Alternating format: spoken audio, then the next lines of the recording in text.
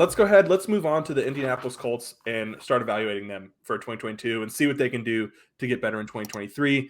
Before we do that, if you guys have not already, please like and subscribe and leave a comment down below on what you think the Indianapolis Colts do this offseason to get back to the playoffs, which they have missed out on in the past few seasons. So that being said, let's start out with their offense. So past few seasons, Colts had a really strong offensive line.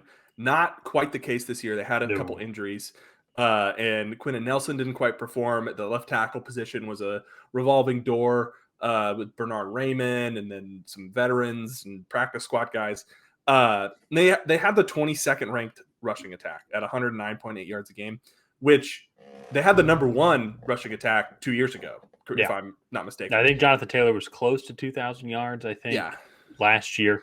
And he ended up only playing 11 games, but he would have definitely broken 1,000 if he would have kept playing, but it was just all in all just a disappointing season, to say the least. Especially too considering how good the defense was as well. Offensively, though, Matt Ryan's definitely done there. I think he's actually not a free agent yet, but I think that they will just cut him. They'll just cut him. How much is that cap? Space that it's bringing in. I don't know how much it was brought over, but I think it might be a decent bit because right now I have them sitting at $12.5 million. Yeah, I have $13 million. So for them, but so I offensively though if they get this offensive line in check, and also I think it's one of the things that they can absolutely address as well. Whichever rookie quarterback they get, I think is set up for success. That's why I think it's more likely for the Colts to trade up and move forward because there's a lot of pieces that are there. And any pieces on the defense that they want to bring back, Unique Ngakwe or Bobby Okereke, who are good defensive players, they would be able to sign him, especially with cleared up cap space, to keep this kind of good defense going. And I really do think that the Colts are, especially in the division that they're in, a quarterback away from winning this division and contending for Super Bowls. So looking at their defensive numbers, they got hung high and dry by this offense. Like this defense was so good in first halves, and then like they ended up being the 22nd ranked rush defense because teams just started to wear them down in the second half. And then they were the 11th ranked pass defense. And this defense is a top 10 defense in the NFL. The numbers don't do it justice. They gave up 29th. They were 29th in points. And a lot of that too then is, just from that Cowboys game alone, that fourth quarter alone is going to that's a huge outlier. The Minnesota Vikings game is a perfect example. And like, to me, this team is for being a top 5 team, they are so close to competing late in January. And I think they have 8 picks this year. I think they package 1 and 2, and then maybe next year's first and next year's second is what calculates out to be about correct. And move up. They could maybe include a player in there. Maybe I know from our other videos, a lot of Bears fans are talking about DeForest Buckner or throwing in Shaq Leonard in there as well. Who both of those guys also, Shaq Leonard was the one, he was hurt, I think, for most of the year. I don't think he even played nearly that much. No, he didn't. So, he got a concussion in the first Tennessee game. I think he got a concussion in the second, and then he had some soft tissue injuries throughout the remainder of the year. And so that's just a tough season for the Indianapolis Colts, especially one you come in, you have some growing pains with Matt Ryan, and then you beat Kansas City at home. I want to say, I guess not fairly convincingly, but they beat Kansas City. Yeah, they beat Kansas City. They almost beat the Eagles as well. This 4-12-1 record, I don't think does justice to how good this team is. I think they have some exciting pieces as well.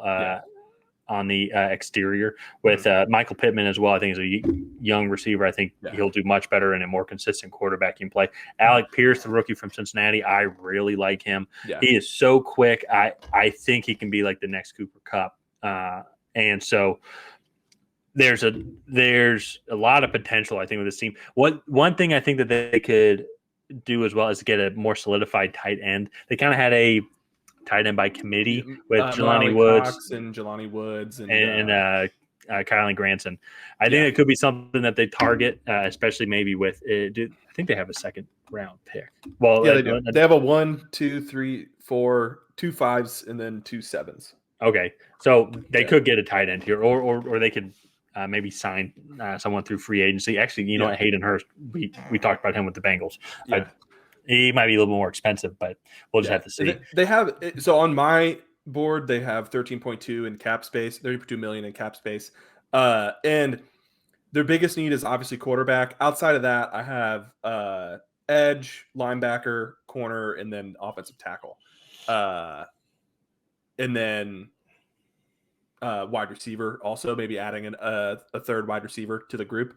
So I think it's a really interesting setup they have. I am very curious. What's the name of the coach they just hired? I can never. Shane Steichen. Shane Steichen. I keep wanting to call him Steve something, but Shane Steichen. So Eagles beat the Patriots in Super Bowl 52. Frank Reich is the head coach. Colts hire Frank Reich. Right, he comes in, hires what is his name?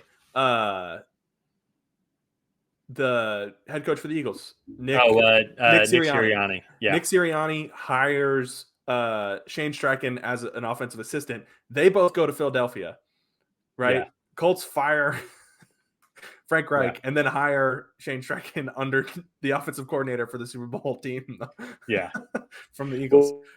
What's interesting too about it, and Steven, I'm learning this from like our comments, but it's like it seems like there is like a pack.